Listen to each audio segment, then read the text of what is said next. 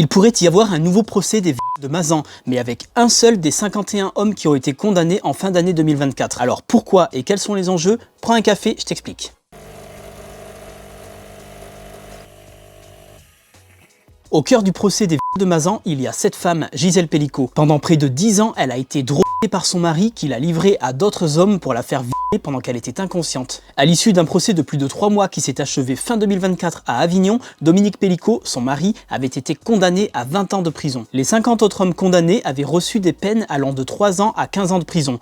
17 de ces hommes avaient fait appel de leur jugement, c'est-à-dire qu'ils contestaient la décision du tribunal, mais pas Dominique Pelicot. Mais 16 d'entre eux se sont finalement désistés les uns après les autres. Un seul devrait donc repasser par la case tribunal cet automne devant la cour d'assises du Gard. Il s'agit d'un homme de 44 ans condamné à 9 ans de prison. Cet homme qui travaillait dans le bâtiment disait qu'il avait cru avoir affaire à un couple libertin. Il avait expliqué au tribunal qu'il croyait que Gisèle Pelicot faisait semblant de dormir. En faisant appel, il ne remet pas en cause sa culpabilité, mais plutôt la durée de sa peine. En fait, dans le cas d'un appel, l'affaire est rejugée. Ce nouveau jugement peut confirmer ou annuler totalement ou partiellement la précédente décision du tribunal. Il espère donc une peine plus légère. Reste maintenant à savoir si ce procès aura vraiment lieu, puisque le seul accusé ayant maintenu son appel peut encore se désister. En fait, il peut le faire jusqu'à l'ouverture de l'audience. Alors s'il est maintenu, Dominique Pelicot devrait être présent, mais en tant que témoin, étant donné qu'il a déjà été jugé et qu'il ne fait pas appel de sa condamnation. Mais le mari de Gisèle Pelicot n'en a pas pour autant fini avec la justice. Il a été mis en examen par le pôle Cold Case de Nanterre et il pourrait être à nouveau jugé pour 2 affaires de viol